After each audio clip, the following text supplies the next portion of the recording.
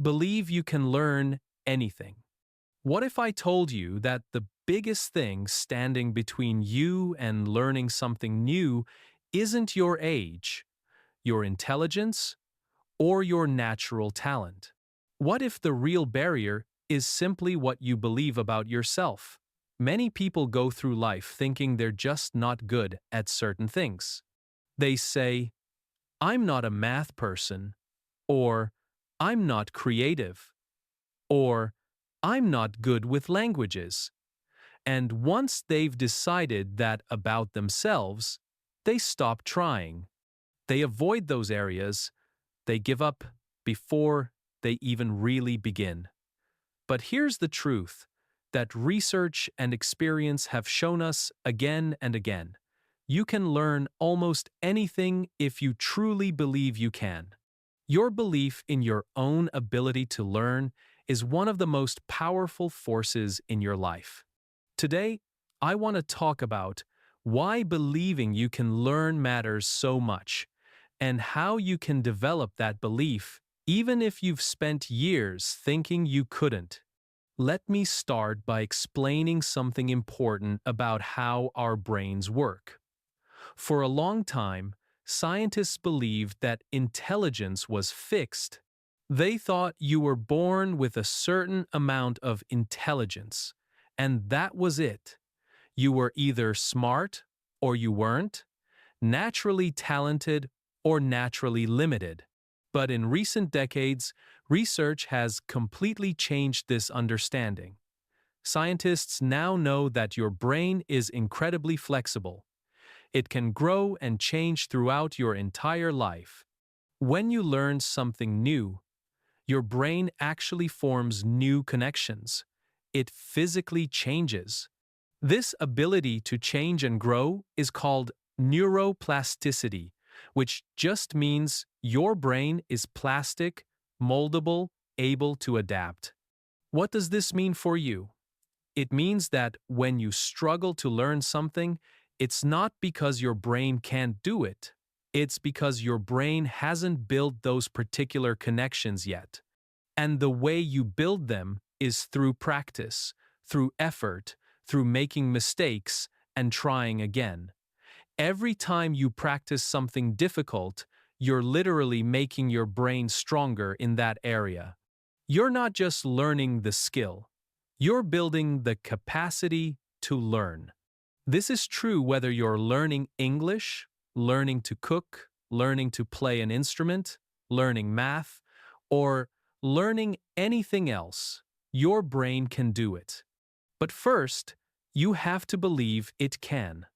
There's a researcher named Carol Dweck who has studied this idea for decades. She talks about two different mindsets that people have. The first is called a fixed mindset.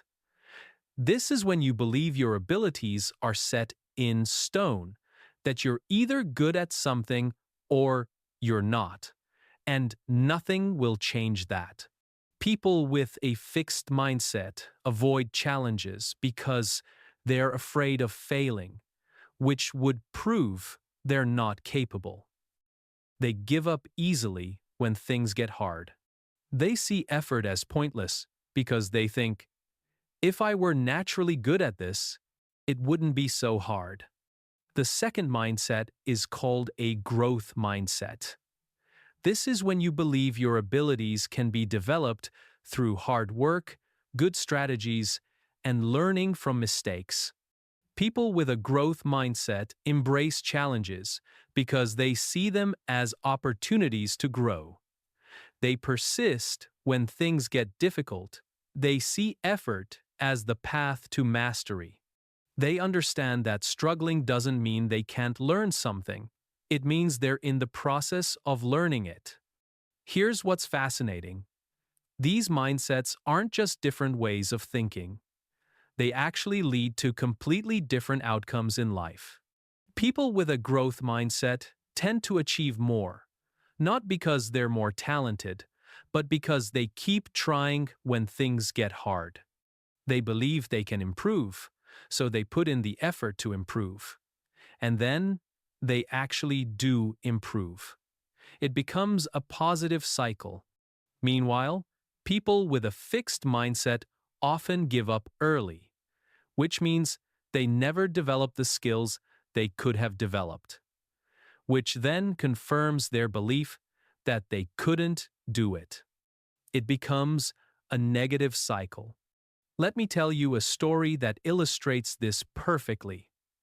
There were two students in a class I once taught. I'll call them Anna and Ben. Both of them started at about the same level of English. Both of them were adults learning English as a second language. But they had very different mindsets. Anna believed she was bad at languages. She had tried to learn English before and struggled, and she'd decided that some people were just naturally good at languages, and she wasn't one of them. When something was difficult in class, she would get frustrated quickly. She would say things like, "I just can't get this," or "My brain doesn't work this way." When she made mistakes, she felt embarrassed and defeated, like the mistake proved she wasn't capable. Ben, on the other hand, believed he could learn English with enough practice. He'd never studied a foreign language before, so he didn't have strong beliefs about whether he was naturally good at it or not. He just assumed that if other people could learn it, he probably could too. When something was difficult, he saw it as a puzzle to figure out. When he made mistakes, he was curious about them. He would ask, "Why is it this way and not that way?" He saw mistakes as information that helped him learn, not as evidence that he couldn't learn. Can you guess what happened? Over the course of a year, Ben's English improved dramatically. He wasn't working harder than Anna, he wasn't studying more hours, but he was getting better results. Why? Because his belief that he could learn kept him engaged and motivated. He didn't give up when things were hard. He kept trying different approaches until he found what worked. Meanwhile, Anna's progress was much slower. Her belief that she couldn't learn languages became a self-fulfilling prophecy. She would give up too easily. She wouldn't practice as much because she thought it was pointless. And then her slow progress confirmed what she already believed about herself. But here's the hopeful part of the story. Midway through the year, I had a conversation with Anna. I told her about growth mindset and fixed mindset. I showed her that her belief about herself was holding her back more than any actual limitation. I pointed out specific examples of progress she had made, things she could do now that she couldn't do 6 months ago. I helped her see that she was actually capable of learning. She just needed to believe it and keep trying. That conversation didn't instantly change everything, but it planted a seed. Anna started to question her old belief about herself. She started to notice when she was thinking in a fixed mindset way, and she would consciously try to shift to a growth mindset. Instead of "I can't do this," she started saying, "I can't do this yet." That one word, "yet," is incredibly powerful. It changes a statement of permanent limitation into a statement of temporary challenge. I can't speak English well yet. I don't understand this grammar yet. I'm not confident yet. The word "yet" implies that change is possible, that you're on a journey, that where you are now is not where you'll always be. And when Anna started using that word, when she started believing that her current struggles were temporary rather than permanent, her learning accelerated. By the end of the year, She was much more confident and capable than she ever thought she could be. Not because she suddenly developed a talent she didn't have before, but because she changed what she believed about herself. Now, you might be thinking, that's great for them, but I really do have limitations. I really am not good at certain things. And it's true that people have different starting points. Some people find certain things easier than others because of their background, their experiences, their previous learning. But that doesn't mean you can't learn. It just means you might need more time or more practice than someone else, and that's okay. The question isn't whether you'll be the fastest learner or the best in the class.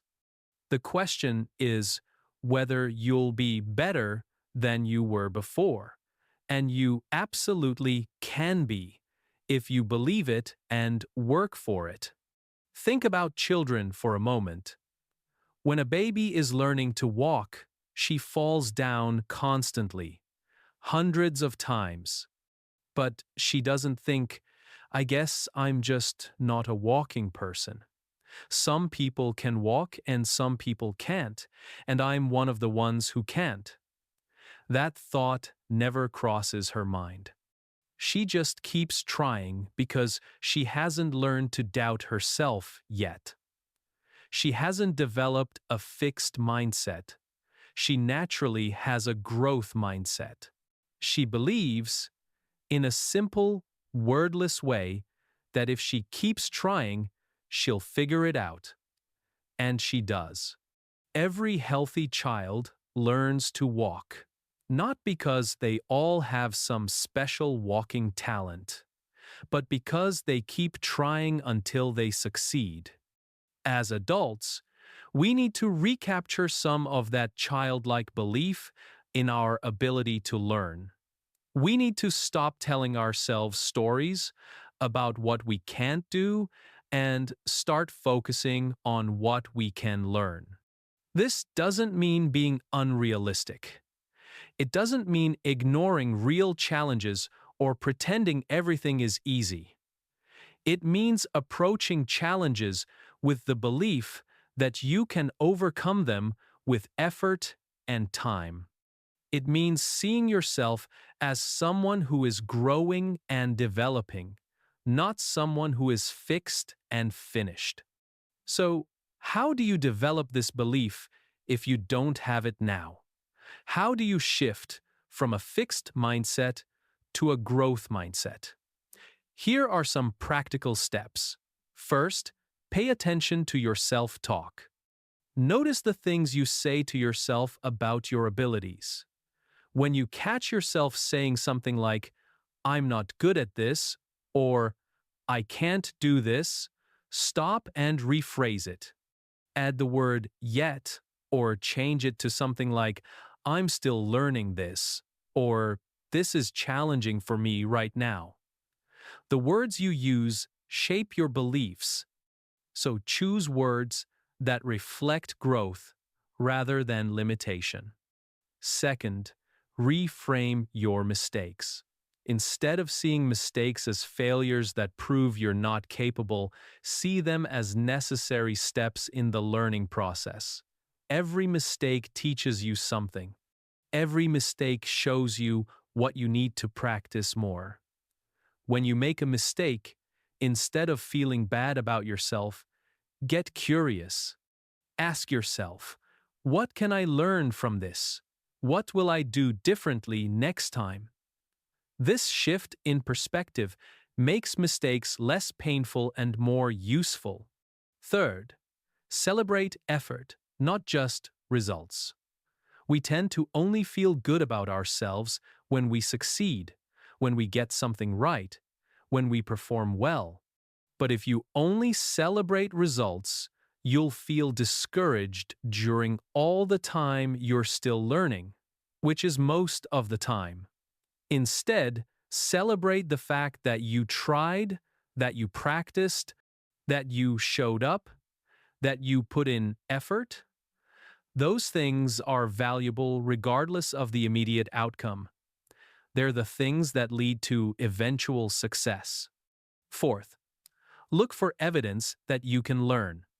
Your brain tends to notice evidence that confirms what you already believe. If you believe you can't learn, you'll notice all your struggles and forget your successes. So consciously look for evidence of your growth.